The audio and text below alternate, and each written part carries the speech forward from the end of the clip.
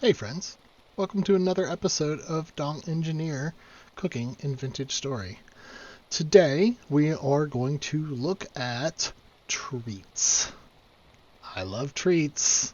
Everyone loves treats.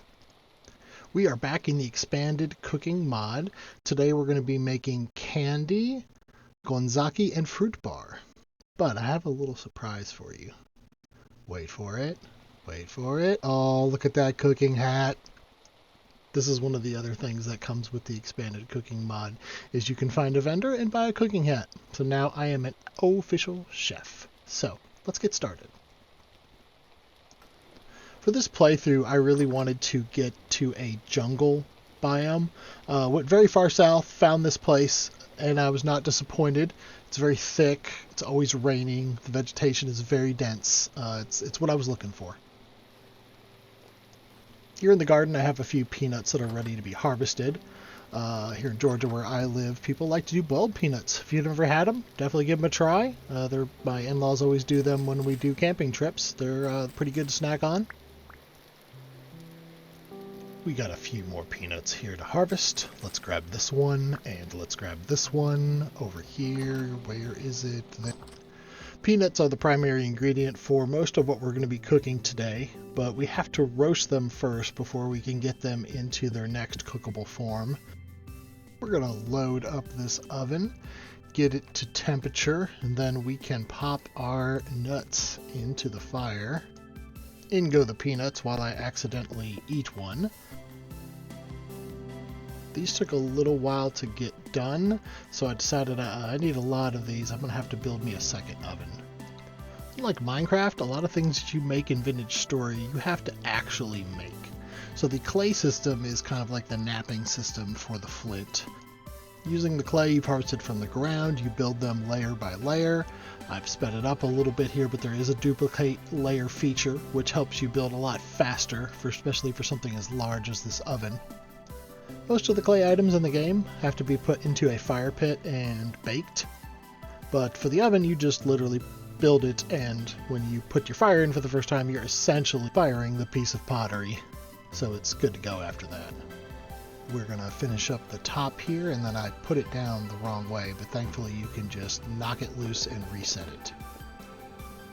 Now that those are done, I have both of these new ovens heated up, and I can do double the peanut roasting that I could before. With the double oven in effect, I have enough peanuts roasted for all the candy I'm going to make for this session. Now that the peanuts have been roasted in their shells, we have to grind them, but you'll see here I'm going to forget that I have to dehull them first. The roasted peanuts separated to the kernels and the shells, which can be used for fertilizer and other things. So we're going to take these kernels and we're going to grind them into peanut paste. We now have some liters of peanut paste, and you get to watch me fail in bottling it. I just assumed I'd be able to put it into a bottle, but nope, I can just literally pull the paste out and put it in my pocket, I guess. Gross. Speaking of bottles, I have a little surprise to show you guys. Down in the cellar, I have a bottle room where I'm storing all of the items that I've been able to bottle so far in this playthrough. Every time I come in this room, I have a smile on my face. The way that the bottles just kind of have their own glow, the color of the planks on the wall and the color of the ceiling and the lantern, it's just, wow, it really is something special. We need to turn the peanut paste into peanut butter, so that involves mixing in an oil to the paste. For some reason I couldn't figure out it wouldn't mix with this first batch of paste and oil in it, so I had to pull everything back out and try again, and then it just said, sure, I'll make this into peanut butter. This is fine. The sound of doing the mixing is nice. It's like the ting of a mixing spoon against the side of a porcelain bowl. And the peanut butter creation wraps up. We are going to remove the oil, and we're going to put the peanut butter in the bucket just because bottles are a little suspect. But look at that, 3.2 liters of peanut butter.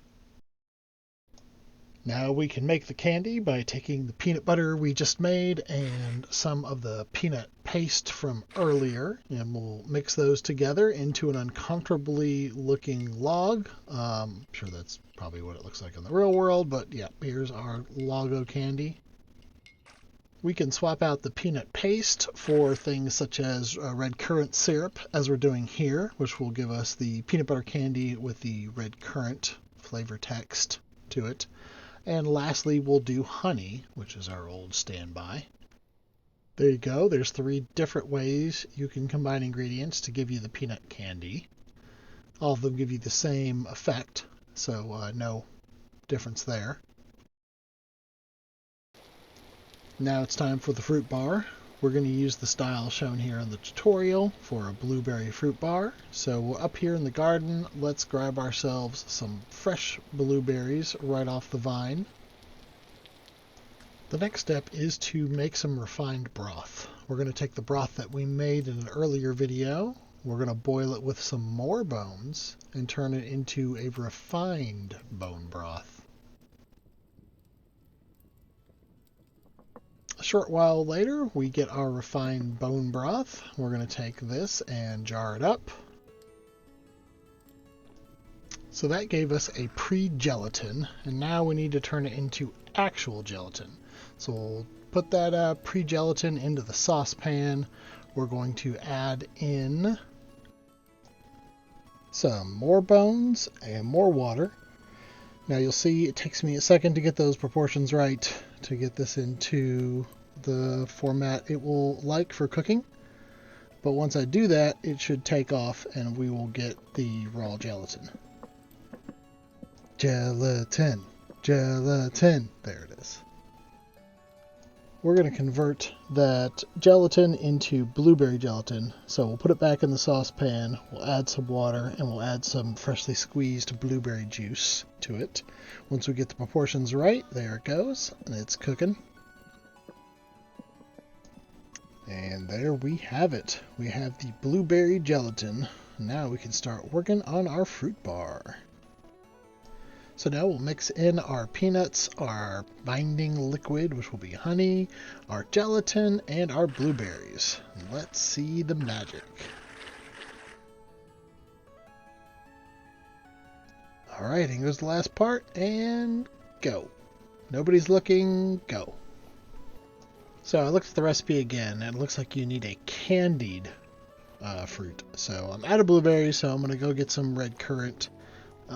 And let's try some red currant and see how that works. To make the candied fruit, you put the fruit into the saucepan along with a syrup. So we're going to use some red currant syrup that I had from before. We get those up to temperature and boom, there we go. We got some candied red currants. Now we're going to put that all together and add in the red currants and... man. So apparently something's not working with the mod, or maybe I need a companion mod I don't know about. I just can't make the fruit bar happen. So we're just going to give up and go on to Ganzaki. The first type of Ganzaki we'll make is just super simple peanuts with some honey. You just put it in the mixing bowl and mix it up and bam, there you go, Ganzaki.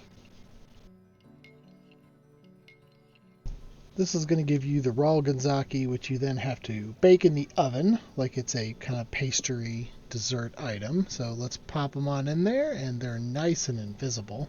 Awesome. And we're going to pop those out of the oven into our fat little hands. Oh, look at those. Those are cute. Very adorable.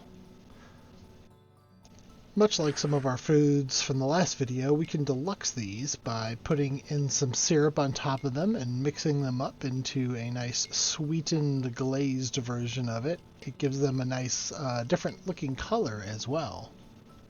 Now we have 4 different types of Ganzaki here, and they each look a little bit different, which I think is pretty cool. I did see something, how you could set these into a container, so let's try that. Oh, that's not looking great, huh? Alright, well, that's alright. Good news is we made some delicious desserts.